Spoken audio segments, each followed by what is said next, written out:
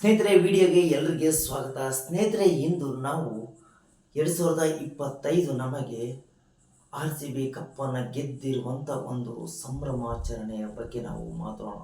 RCB ಕಪ್ಪಿನ ಒಂದು ಸಂಭ್ರಮಾಚರಣೆ ಹೆಂಗೆ ಇತ್ತು ಅನ್ನೋದರ ಬಗ್ಗೆ ನಾವು ಮಾತಾಡೋಣ. ಸ್ನೇಹಿತರೆ, ಅಂದರೆ ಜೂನ್ 3ನೇ ತಾರೀಕು ಫೈನಲ್ ಅಹಮದಾಬಾದ್ನಲ್ಲಿ ನಡೀತು. ಇದರ ಒಂದು ಸಿಚುವೇಶನ್ ಸಂದರ್ಭ ಹೆಂಗಿತ್ತು ಅಂತಂದರೆ, RCBಯ ಕನಸು 18 ವರ್ಷಗಳ ಕನಸು. RCBಯಲ್ಲಿ ಎಂತೆಂಥ ದಿಗ್ಗಜರು ಬಂದು RCBಯಲ್ಲಿ ಆಟವನ್ನು ಆಡಿದ್ದಾರೆ. ಆದರೆ ಯಾರಿಗೂ ಸಹ ನಾವು ಕಪ್ಪನ್ನು ಗೆಲ್ಲಲೇಬೇಕು ಎನ್ನುವ ಆಸೆ ಇದ್ರೂ ಅದು ಈಡೇರಲಿಲ್ಲ. ಆದರೆ ಇಂದು ನಮಗೆ RCBಯ ಒಂದು ಕನಸು 2025ರಲ್ಲಿ ಈಡೇರಿದೆ. ಸ್ನೇಹಿತರೆ ನೋಡಿ, ಮೊದಲನೇದಾಗಿ ಹೇಳಬೇಕು ಅಂತಂದರೆ, RCB ಅವರು ಗೆದ್ದಿರೋದು ಬರೀ ಕಪ್ಪು ಮಾತ್ರನ.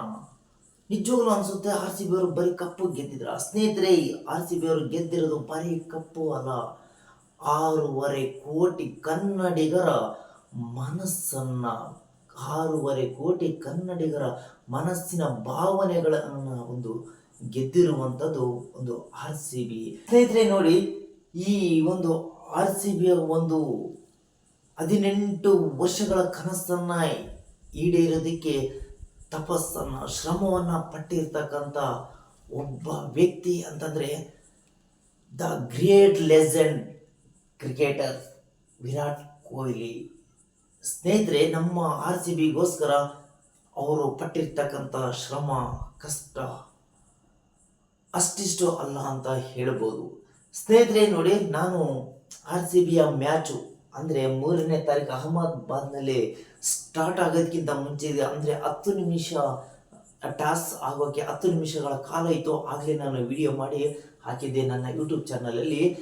ಒಂದು ಯೂಟ್ಯೂಬ್ ಚಾನಲಲ್ಲಿ ಒಂದು ಪ್ರಿಡಿಕ್ಷನನ್ನು ನಾನು ಕೊಟ್ಟಿದ್ದೆ. ಮೊದಲನೇದಾಗಿ ನಮ್ಮ RCB ಬ್ಯಾಟಿಂಗನ್ನು ಆಯ್ಕೆ ಮಾಡಿಕೊಂಡ್ರೆ ಮಾತ್ರ ಇವತ್ತು ವಿನ್ ಆಗೋ ಒಂದು ಚಾನ್ಸ್ ಜಾಸ್ತಿ ಇರುತ್ತೆ ಅಂತೇಳಿ ನಾನು ನನ್ನ ವಿಡಿಯೋದಲ್ಲಿ ಅಪ್ಲೋಡನ್ನು ಮಾಡಿದ್ದೆ. ನಾನು ಯಾಕೆ ಮೊದಲು ಒಂದು RCB ಒಂದು ಬ್ಯಾಟಿಂಗನ್ನು ಆಯ್ಕೆ ಮಾಡ್ಕೋಬೇಕಿತ್ತು ಅಂತಂದರೆ, ಆ ಒಂದು ಪ್ರೆಷರು ಅನ್ನೋದು ಪ್ಲೇಯರ್ಗಳ ಮೇಲೆ ಅತಿ ಹೆಚ್ಚು ಇದ್ದುದರಿಂದ ಬರೀ 200 ರನ್ ಅಥವಾ 190 ರನ್ ಏನಾದರೂ ನಮ್ಮ RCB ಅವರು ಮೊದಲನೇದಾಗಿ ಹೊಡೆದ್ರಲ್ವ, ಅದೇ ಒಂದು 190 ಏನಾದರೂ ಪಂಜಾಬ್ನವರು ಹೊಡೆದಿದ್ರೆ ನಮ್ಮ RCB ವಿನ್ ಆಗ್ತಿರ್ಲಿಲ್ಲ ಅನ್ನೋದು ನನ್ನ ಅಭಿಪ್ರಾಯ ಇತ್ತು.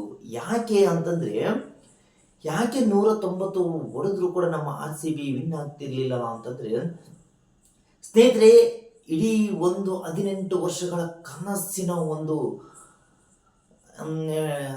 ಕುತೂಹಲ, ಒಂದು ಪ್ರೆಷರ್ ಏನು ಇತ್ತವ ಒಂದು ಪ್ಲೇಯರ್ಗಳಲ್ಲಿ ಸಾಕಷ್ಟು ಒಂದು ಇತ್ತು.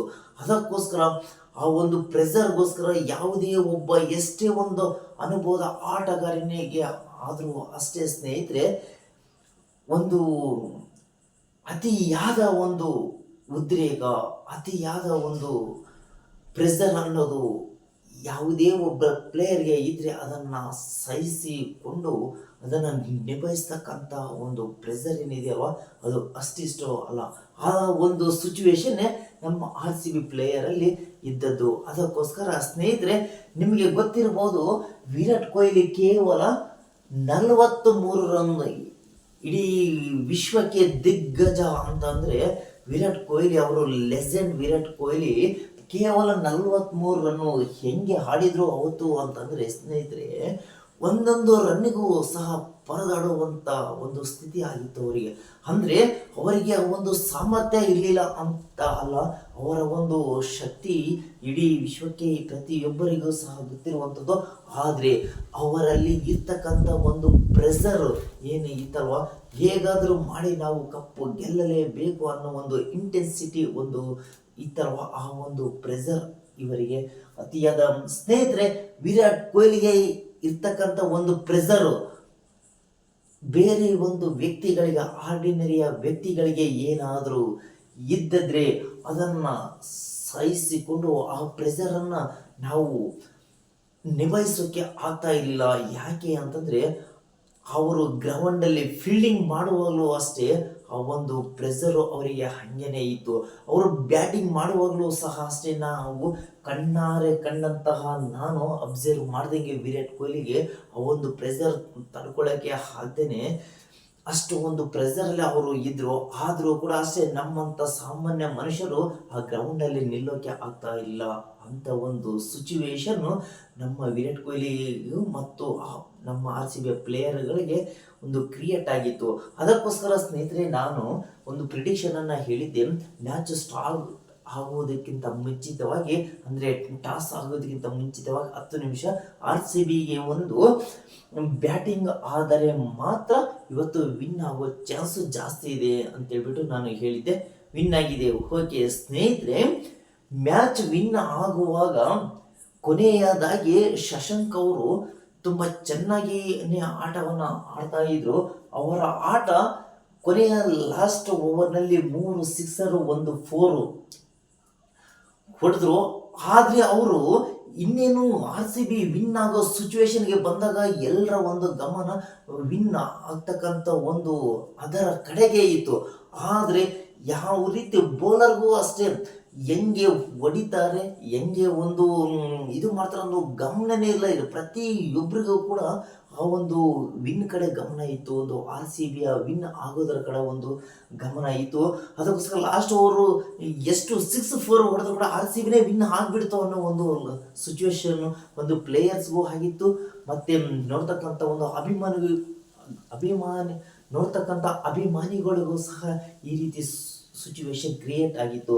ಸ್ನೇಹಿತರೆ ನೋಡಿ, RCB ವಿನ್ ಆದ ತಕ್ಷಣ 6 ಹೊಡೆದ್ರು ಕೂಡ ಅಷ್ಟೇ ನಮ್ಮ ವಿರಾಟ್ ಕೊಹ್ಲಿ ಅವರು ಕುಂತ ಜಾಗದಲ್ಲಿನೇ ಗ್ರೌಂಡಲ್ಲಿ ಅವರು ತಮ್ಮ ಕಣ್ಣೀರನ್ನ ಭಾವನೆಗಳನ್ನು ಎಲ್ಲ ಸಹ ಹೊರಗಡೆ ಹಾಕ್ತಾರೆ.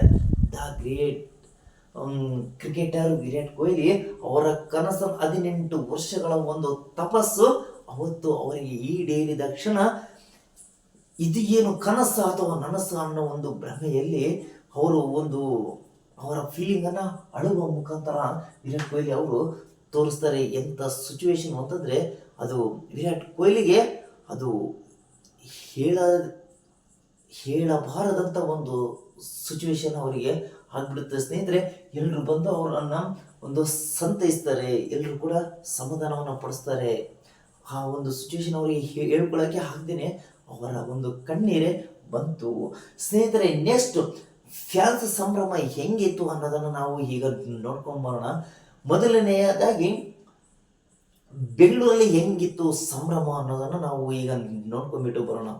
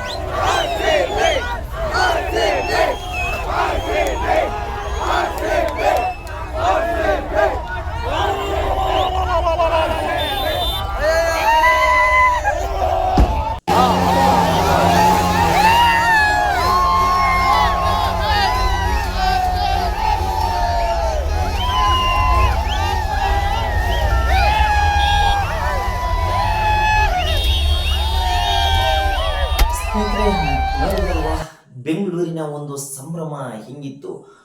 ಪ್ರತಿಯೊಂದು ಬೆಂಗಳೂರಿನ ಒಂದು ಕ್ರಿಕೆಟ್ ಫ್ಯಾನ್ಸು ಆ ದಿನ ರಾತ್ರಿ ಮಲಗೇ ಇಲ್ಲ. ಆ ರೀತಿ ಒಂದು ಸಂಭ್ರಮವನ್ನು ಆಚರಣೆ ಮಾಡಿದರು. ಈಗ ನಮ್ಮ ಹಳ್ಳಿಗಳ ಸಂಭ್ರಮ ಹೆಂಗೆ ಇತ್ತು ಅನ್ನೋದನ್ನು ಶಾರ್ಟಾಗಿ ನೋಡ್ಕೊಂಡ್ಬಿಟ್ಟು ಬರೋಣ ಬನ್ನಿ.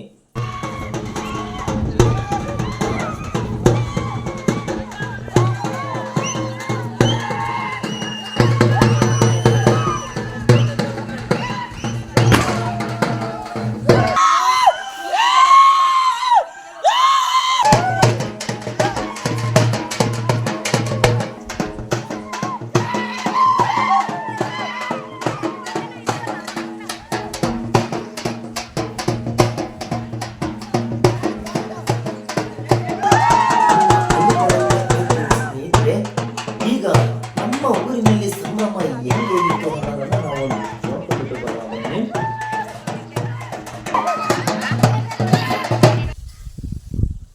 ಓಕೆ ಸ್ನೇಹಿತರೆ, ನೋಡಿದ್ರಲ್ಲ ನಮ್ಮ ಊರಲ್ಲಿ ಕೂಡ ಒಂದು ಸಂಭ್ರಮ ಹೆಂಗೆ ಇತ್ತು ಅಂದ್ರೆ ಪ್ರತಿ ಹಳ್ಳಿಯಿಂದ ಸಿಟಿಯವರೆಗೆ ಬೆಂಗಳೂರಿನವರೆಗೆ ಹೆಂಗೆ ಇತ್ತು ಸಂಭ್ರಮ ಅಂತಂದ್ರೆ ಸ್ನೇಹಿತರೆ, ಇದು ಕೇವಲ ನಮಗೆ ಕಪ್ಪಲ್ಲ, ಇದು ಇಡೀ 6 ಕೋಟಿ ಕನ್ನಡಿಗರ ಆಸ್ತಿ ಎಂಬಂತೆ ಫ್ಯಾನ್ಸ್ಗಳು ಒಂದು ಫೀಲ್ ಆಗ್ತಾ ಇದ್ರು. ಸ್ನೇಹಿತರೆ, 4ನೇ ತಾರೀಕು ಅಂದರೆ 3ನೇ ತಾರೀಕು ಕಪ್ಪನ್ನು ಗೆದ್ದ ನಂತರ 4ನೇ ತಾರೀಕು ನಮ್ಮ ಬೆಂಗಳೂರಲ್ಲಿ ಒಂದು ಸೆಲೆಬ್ರೇಷನನ್ನು ಇಟ್ಕೊಂಡ್ವಿ. ಆದರೆ ಈ ಸೆಲೆಬ್ರೇಷನ್ನು ಹೆಂಗೆ ಆಯಿತು ಅಂತಂದರೆ ಈ ಸೆಲೆಬ್ರೇಷನಲ್ಲಿ ನಮಗೆ ಕಂಡದ್ದು ಒಂದು ಆ ಒಂದು ಸಂಭ್ರಮಾಚರಣೆ ಹೆಂಗಿತ್ತಂದ್ರೆ ಸಾವಿನ ಆಚೆಗೂ ಕೂಡ ಹೊರಟೋಗ್ಬಿಟ್ಟಿತ್ತು ಸ್ನೇಹಿತರೆ ನೋಡಿ, ಎಷ್ಟು ಜನ ಒಂದು ಇದರಿಂದ ಒಂದು ಅನಾಹುತಗಳು ಸಾವು ನೋವುಗಳು ಆದವು ಅಂದರೆ 11 ಜನ ಕಾಲು ತುಳಿತಕ್ಕೆ ಒಳಗಾಗಿ ಇವತ್ತಿನ ದಿನ ನಾನು ವಿಡಿಯೋವನ್ನು ಮಾಡಬೇಕಾದ್ರೂ ಸಹ ಈ ನೋವು ನನಗೆ ತುಂಬ ಇದೆ ಸ್ನೇಹಿತರೆ. ಯಾಕೆಂದರೆ 18 ವರ್ಷಗಳ ಕನಸು ಒಂದು ಸಂಭ್ರಮ ಆಚರಣೆ ಒಂದು ಸಾವಿನ ತನಕ ಹೋಗ್ಬಿಡ್ತು ಅನ್ನೋದು ಎಷ್ಟು ಖುಷಿಯಾಗಿ ಇತ್ತು. ಆ ಒಂದು ಖುಷಿ ಕೂಡ ಕೊನೆಯದಾಗಿ ಒಂದು 4ನೇ ತಾರೀಕು ಬೆಂಗಳೂರಿನಲ್ಲಿ ಒಂದು ಆಚರಣೆ ಮಾಡ್ತಕ್ಕಂಥ ಸೆಲೆಬ್ರೇಷನ್ ಮಾಡ್ತಕ್ಕಂಥ ಸಿಚುವೇಶನು ಅಷ್ಟೇ ಸ್ವಲ್ಪ ಬೇಜಾರು ಕೂಡ ಆಗಿದೆ ಸ್ನೇಹಿತರೆ. ನನಗೆ ಅನ್ನಿಸಿದ್ದು ಇಷ್ಟೇ, ಈ ಒಂದು ಸಂಭ್ರಮಾಚರಣೆ ಬೇಕಿತ್ತಾ ಅಂತ ಹೇಳ್ಬಿಟ್ಟು ನನ್ನ ಅಭಿಪ್ರಾಯ ಸ್ನೇಹಿತರೆ ಹೇಳಬೇಕು ಅಂದ್ರೆ ಹೌದು ಸ್ನೇಹಿತರೆ, ಈ ಸಂಭ್ರಮಾಚರಣೆ ಬೇಕೇ ಬೇಕಿತ್ತು. ಯಾಕೆ ಅಂತಂದರೆ ಎಂಥ ದೊಡ್ಡ ದಿಗ್ಗಜರ ಒಂದು ಕನಸು ಒಂದು ಇದು ಆಗಿತ್ತು ಮತ್ತು 6.5 ಕೋಟಿ ಕನ್ನಡಿಗರ ಒಂದು ಕನಸು ಕೂಡ ಇದಾಗಿತ್ತು. ಈ ಸಂಭ್ರಮಾಚರಣೆ ಬೇಕೇ ಬೇಕಾಗಿತ್ತು. ಆದರೆ ಯಾವ ರೀತಿಯಲ್ಲಿ ಬೇಕಾಗಿತ್ತು ಅನ್ನೋದನ್ನು ನಾವು ನೋಡೋದಾದರೆ ಸ್ನೇಹಿತರೆ, ಈ ಒಂದು ಸಂಭ್ರಮಾಚರಣೆ ನಮಗೆ ಒಂದು ಸಮಯವನ್ನು ತೆಗೆದುಕೊಳ್ಬೇಕಿತ್ತು. ಒಂದು ಯಾಕೆ ಅಂದರೆ ದಿಢೀರ್ ಆಗ್ತಕ್ಕಂಥ ಒಂದು ಇಷ್ಟೊಂದು ಫ್ಯಾನ್ಸನ್ನು ಹೊಂದಿರತಕ್ಕಂಥ RCB ಅಂತಂದರೆ ಇಷ್ಟೊಂದು ದೊಡ್ಡ ಪ್ರಪಂಚದಲ್ಲಿ 2ನೆಯ ಒಂದು ದೊಡ್ಡ ಫ್ಯಾನ್ಸಿಯನ್ನು ಹೊಂದಿರತಕ್ಕಂಥ ತಂಡ ನಮ್ಮ ಒಂದು RCB. ಅದಕ್ಕೋಸ್ಕರ ಸ್ನೇಹಿತರೆ ಒಂದು ಸಮಯವನ್ನು ತೆಗೆದುಕೊಳ್ಳಬೇಕಿತ್ತು. ನಿಖರವಾಗಿ ಒಂದು ಪೂರ್ವಭಾವಿಯಾಗಿ ಒಂದು ಪ್ಲಾನನ್ನು ಮಾಡ್ಕೋಬೇಕಿತ್ತು ಅನ್ನೋದು ನನ್ನ ಅಭಿಪ್ರಾಯ. ಯಾಕೆ ಅಂತಂದರೆ ಯಾವುದೇ ಒಂದು ಮೈಮರೆತ ಒಂದು ಆಚರಣೆ ಅಂತೇಳಿ ನನ್ನ ಒಂದು ಅಭಿಪ್ರಾಯದಲ್ಲಿ ಈ ಒಂದು ಸಂಭ್ರಮಾಚರಣೆ ಅನ್ನಿಸಿತು ಸ್ನೇಹಿತರೆ. ಯಾಕೆ ಅಂದರೆ ಮನುಷ್ಯ ಮೈಮರೆತು ಏನೇ ಒಂದು ಕೆಲಸ ಮಾಡಿದರೆ ಅನಾಹುತಕ್ಕೆ ಈಡಾಗ್ತಾನೆ ಅನ್ನೋದು ಈ ಒಂದು ಸೆಲೆಬ್ರೇಷನ್ ಮುಖಾಂತರ ಒಂದು ಎಲ್ರಿಗೂ ಕೂಡ ಗೊತ್ತಾಗಿದೆ. ಆದರೆ ಒಂದು ದಿಢೀರಾಗಿ ಮಾಡಿರ್ತಕ್ಕಂಥ ಒಂದು ಸಂಭ್ರಮಾಚರಣೆ ಇಷ್ಟೆಲ್ಲ ಒಂದು ಸಾವು ನೋವುಗಳಿಗೆ ಕಾರಣ ಆಯಿತು ಸ್ನೇಹಿತರೆ. ನಮ್ಮ RCB ಒಂದು ಕಪ್ಪನ್ನು ಗೆದ್ದ ಒಂದು ಖುಷಿಯಲ್ಲಿ ಇದೆ. ಆದರೆ ಇನ್ನೊಂದು ಕಡೆ ಒಂದು ದುಃಖ ಕೂಡ ಆಗಿದೆ. ಕೆಲವೊಂದು ಕುಟುಂಬಗಳಿಗೆ ಅನ್ಯಾಯ ಆಗಿದೆ, ಆ ಒಂದು ದುಃಖ ಕೂಡ ಇದೆ. ಅವರೆಲ್ಲ ಕುಟುಂಬಗಳಿಗೆ ಆ ನೋವನ್ನು ಸಹಿಸುವಂಥ ಶಕ್ತಿ ಆ ದೇವರಿಗೆ ಕೊಡಲಿ ಎಂದು ನಾವು ಆಶಿಸುತ್ತಾ ಇವತ್ತಿನ ವಿಡಿಯೋವನ್ನು ನಾನು ಮುಗಿಸ್ತಾ ಇದ್ದೀನಿ. ಜೈ ಹಿಂದ್.